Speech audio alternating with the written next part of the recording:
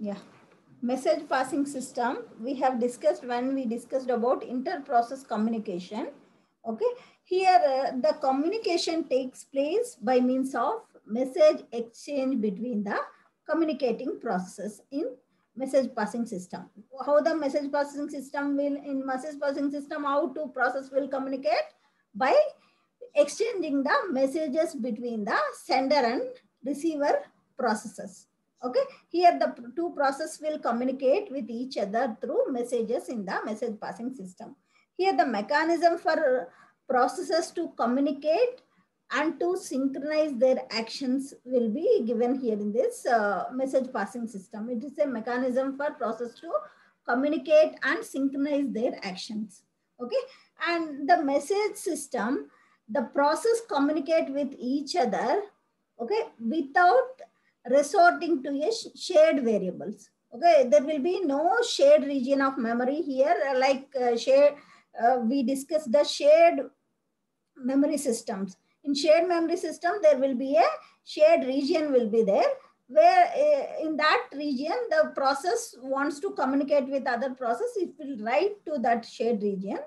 From the process which is receiving that message, that process will read it from that shared region in shared memory systems. Whereas in message passing system, the process communicate with each other without resorting to a shared variables. There will be no shared memory here. Okay, the here the communication takes place by means of message exchange between the cooperating processes. The cooperating processes is nothing but the processes which are participating in communication here. Okay, and here the inter-process communication facility provides the two operations here. Okay, for message passing purpose, the inter-process communication facilitates the two operations, that is send and receive operations. Okay, here in this send operation, send of message means the message size here can be the message size can be fixed size or variable size. Okay, some systems will be designed to send only the fixed size messages. Okay, some systems will be designed to send variable size messages. Okay, this fixed sized message designing will be easy, but variable size message systems designing will be difficult, but message communication will be easy if we have the variable size message system. Okay, and these are the two operations the provided by the inter-process communication is send and receive. Send will be having a message that will be sent to the other process which will be receiving that message. Okay, receive will receive the message. Okay, and here if P and Q will wish to communicate. Okay, if process P and process Q are wish to communicate, they need to establish a communication link between them. Okay, first if the P and Q wants to communicate with each other in message passing system, that P and Q must first establish a communication link between those two processes. Okay, then they exchange the messages via send and receive. Okay, excuse me. First, if the P and Q wants to communicate with each other, first communication link should be established between them. Then exchange the messages via send and receive operations.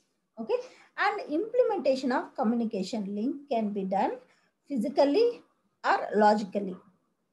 Okay, physically will be for physical communication link, examples are shared memory, hardware buses are the example. Whereas logical communication link, example are logical properties.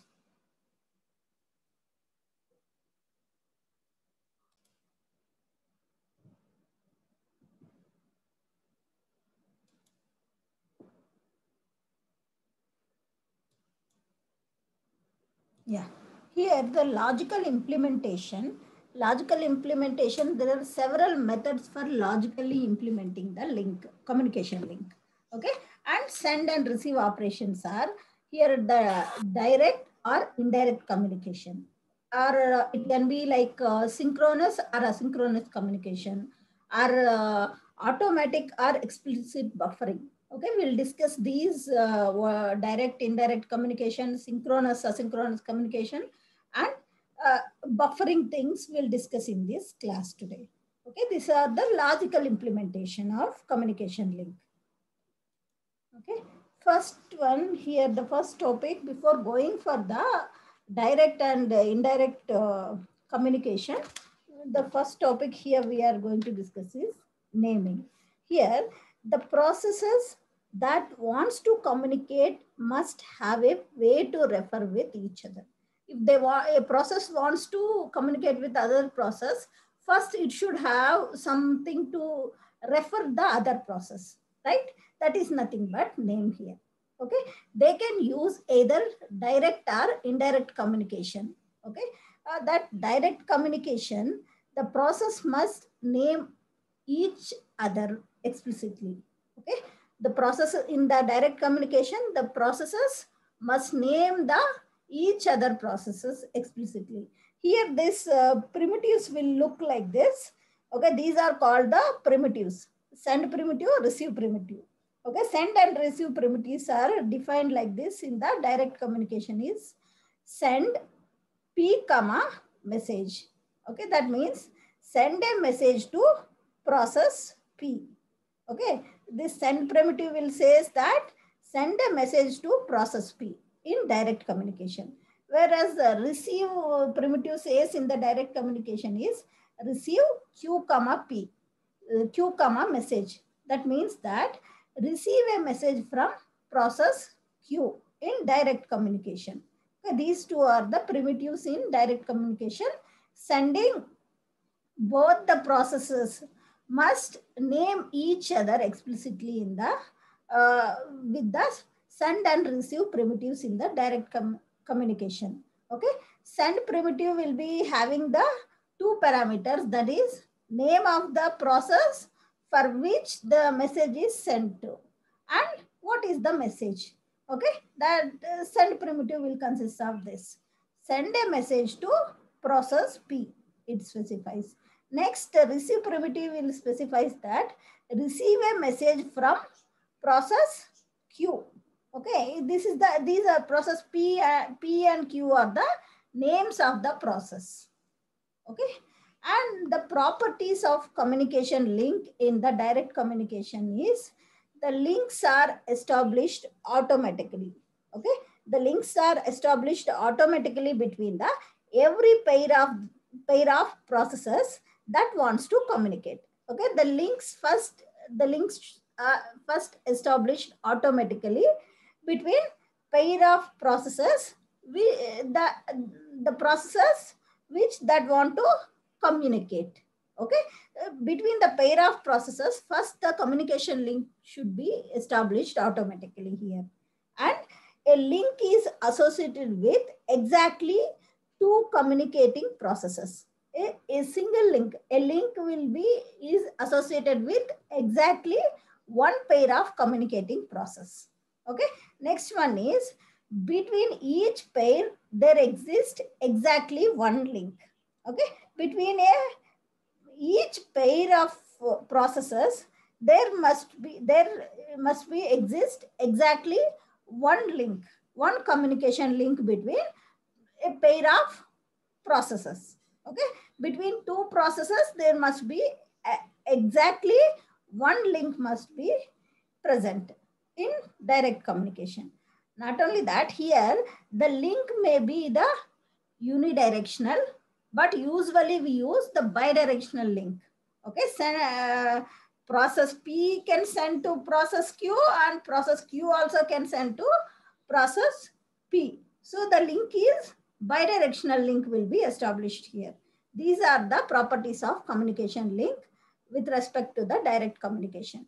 That is, links are established automatically before starting the communication. Okay, and link is associated with exactly one pair of communicating process, and between each pair there exists exactly one link, and the links are bidirectional link.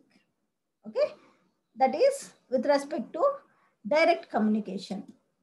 Okay, and here in this direct communication, this schema exhibits the two types of addressing, that is symmetry, other one is asymmetry. Okay, symmetry addressing and other one is asymmetry addressing. In symmetry addressing, both the sender and receiver must name the other to communicate. Okay, whatever we have discussed till now is symmetry addressing. Both the sender and receiver must name each other to communicate. Okay, next, whereas the other one is asymmetry. Asymmetry, the only the sender names the recipient. Okay, so sender, before sending the message, the sender will name the message that for whom we are sending that message. Okay, only the sender names the recipient. Okay, the recipient is not required to name the sender. Okay, recipient is not required to name the sender. Here we can see how the send and receive primitives will be defined in this asymmetric addressing system. Okay, in asymmetry addressing system, the send will be written like this. Send primitive will look like this. Send P comma message. Here, send a message to process P. P is the name of the process. Okay, only the sender names the recipient. Okay, here this is the name of the recipient. P is the name of the recipient of this message. Okay, send a message to process P. This primitive, send primitive specifies that send a message to process P. P is the recipient of the message. Okay, only the sender will names the recipient here. Okay, whereas the recipient is not required to name the sender. Okay, you can see here the receive primitive will look like this. Receive ID comma message. Okay, the receive a message from any process. Receiver can receive a message from any process. Okay, and the variable ID is set to the name of the process. Okay, variable ID is set to the name of the process with which communication has takes place. Okay, this is about direct communication. Direct communication which will exhibit two types of addressing. One is symmetric addressing and asymmetric addressing. Symmetric addressing, both the sender and receiver will name each other. Okay, and sender will specify for whom it is sending the message, and receiver also will specify from whom it is receiving the message. Okay, in symmetry addressing system. Whereas in asymmetry addressing, only the sender names the recipient. The recipient is not required to name the sender. Okay, that is about direct communication. Next, we'll see indirect communication. Okay, in indirect communication, messages are sent and received from the mailboxes. Okay, messages are directed and received from the mailboxes in the indirect communication. Whatever messages, if the two process wants to communicate with each other, they will be sent to the sender process will send the message to the mailbox, and receiver process will receive the message from the mailbox here. Okay, messages are sent and received from the mailboxes here, mailboxes in the direct communication. Okay, here these mailboxes are also referred as ports. Okay, and each mailbox has a unique ID. Each mailbox will be identified with a unique ID, and processes can communicate only if they share the mailbox. Okay, if the mailbox are shared between two processes, means only those two processes can communicate using that mailbox.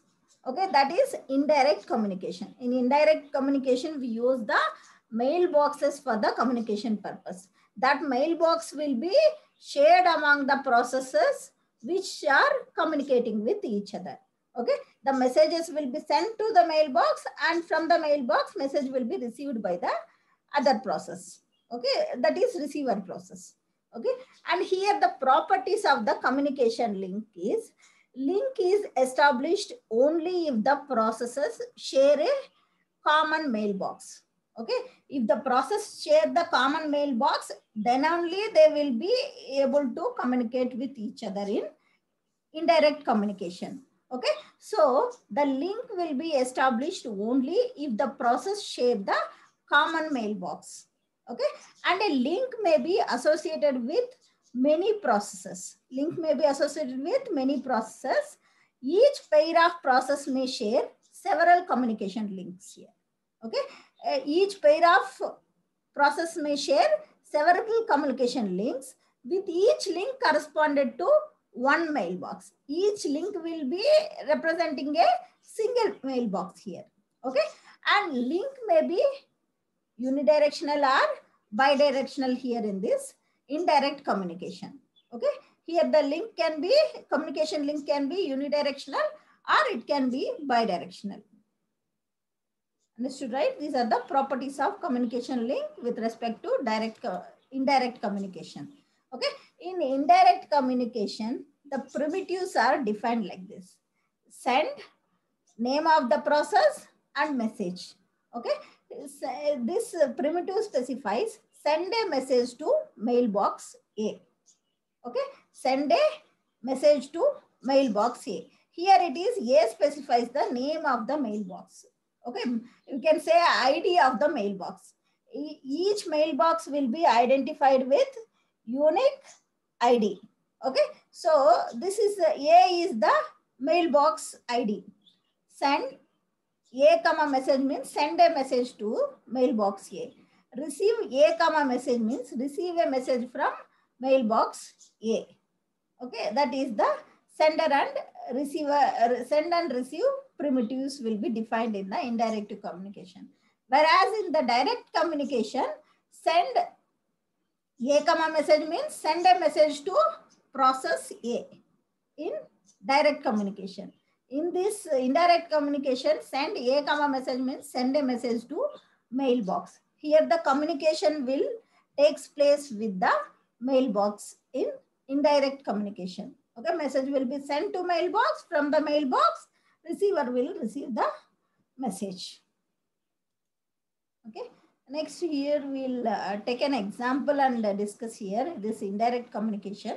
The mailbox is shared by the process P1, P2 and P3.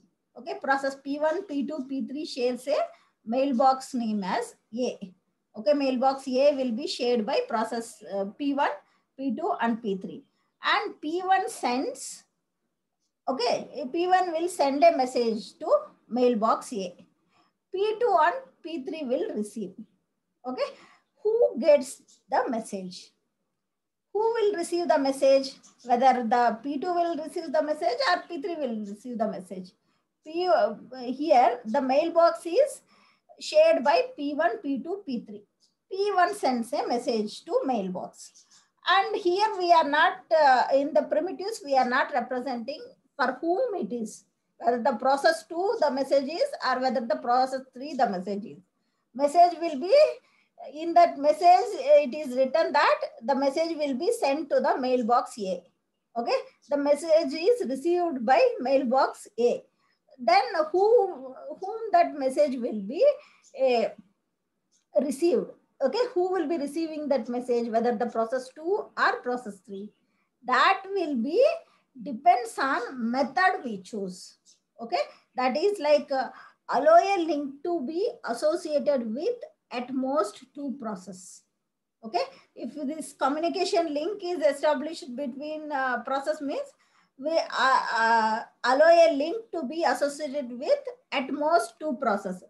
That means the communication link should be established between only maximum of 2 processes. Okay, allow only one process at a time to execute a receive operation. Okay, allow only one process, either process P2 or P3, any one process at a time to access the message. Okay, and allow the system to select arbitrarily the receiver. Okay, here we have two processors, P2 and P3. The operating system itself will select arbitrarily by using some algorithms. It will select the receiver. Okay, like for whom that message can be received, whether the process P2 or P3. And sender is notified that who the receiver was. Okay, this is about indirect communication. Next we'll see what is mailbox. Mailbox may be owned either by the process or by the operating system. Okay, if the mailbox is owned by the process, then we distinguish between the owner and the user. Okay, if the mailbox is owned by the process means who is the owner of the mailbox and who is the user of the mailbox will be distinguished here. Okay, next, each mailbox has unique owner.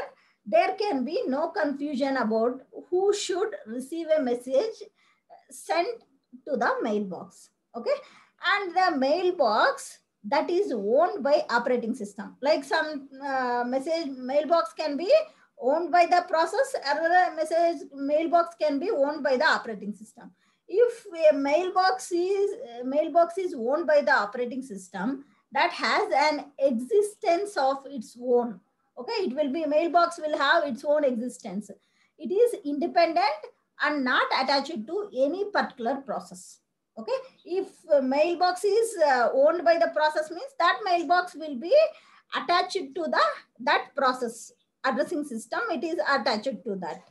Okay, whereas the mailbox is owned by the operating system, that is independent, that is not attached to any particular process.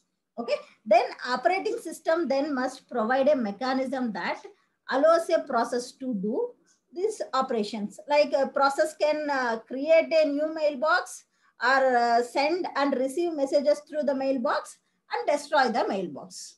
Okay, this will be provided by the operating system to the process to perform these operations with respect to mailbox.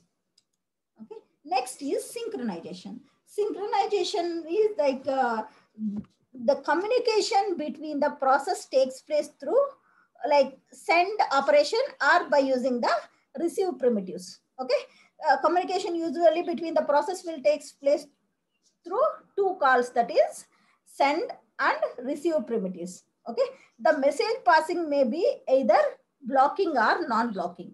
We'll see what is blocking and what is non-blocking. Blocking is considered as a synchronous and non-blocking is considered as a asynchronous. Okay, blocking send means the sending process is blocked until the message is received by receiving process. Okay, the sending process is blocked until the message is received by receiving process or by the mailbox is blocking send. Okay, whereas blocking receive is the receiver blocks until a message is available. Until message available to receive, the receiver will get blocked here in blocking receive. Understood, right? Blocking send is the sending process is blocked until the message is received by the receiving process by the mailbox. Okay, that is blocking send. Blocking receive means the receiver blocks until a message is available.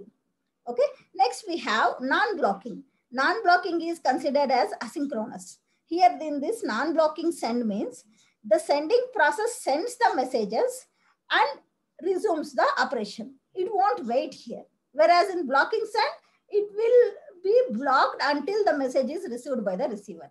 In non-blocking, the message will be sent by the sender and it will continue with its work. Okay. In non-blocking receive, the receiver receives either a valid message or null. It will continue its work in non-blocking receive. This is about synchronization. Next, we have buffering. Here, when communication is direct or indirect, messages will exchange by the communicating the process reside in the temporary queue. Okay, when whether the communication is direct communication or indirect communication, the message exchanged by the communicating processes will be stored in the temporary queue. Okay, and the queues can be implemented in these three different ways. Okay, that is zero capacity queue, bounded capacity queue, unbounded capacity queues.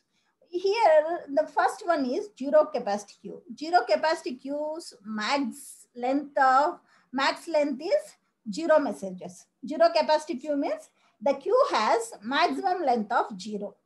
Okay, that means the link cannot have any messages waiting in it. In this communication link, there should be no message should wait for the receiver. Okay, in this case, the sender must block until recipient receives the message. Okay, sender will be blocked until the recipient receives the message. Sender should not send another message because the in communication link there is no buffer to hold that message. Okay, that is zero capacity queue. Okay, maximum length of the queue is zero messages. Okay, so it won't when the sender sends a message, after sending the message, sender will be blocked until that message is received by the receiving process. Okay, next is bounded capacity. In bounded capacity queue, finite length of messages. The queue has finite length of n messages. Okay, there will be queue size will be specified. It will be of 10 messages or 20 messages like that. Okay, at most n messages can be reside in the queue. Okay, maximum n, it's some fixed length. Okay, if the queue is not full, when a new message is sent, the message will be placed in the queue. Okay, if new message comes, if that queue is not full, that message will be go and stored in that queue. Okay, and the sender can continue execution without waiting. Sender will not be blocked in this case. Okay, the link capacity is finite. If the link is full, okay, if the link is full, the sender must block until the space available in the queue. Sender cannot send the message to the queue because already the queue is full, because the queue is bounded capacity queue. Okay, it's a queue's capacity is finite capacity. So if the queue is full, the sender should be blocked here in bounded capacity. Okay, whereas we have another type of queues is unbounded capacity queues. In this unbounded capacity queues, the queue length is infinite length. Okay, the queue length is potentially infinite. That means any number of messages can wait in the queue. Okay, in this communication link queue, any number of messages can be waited for the receiver. Okay, the sender can keep on send the messages to queue, communication link queue. The queue capacity is infinite, so it can hold any number of messages, so that the sender will never wait. Sender will never get blocked until the receiver receives the message. Okay, so here in this unbounded capacity, sender will never be waiting. Okay, this is about buffering. And these are the concepts which comes under message passing system: direct communication, indirect communication, synchronization, and buffering.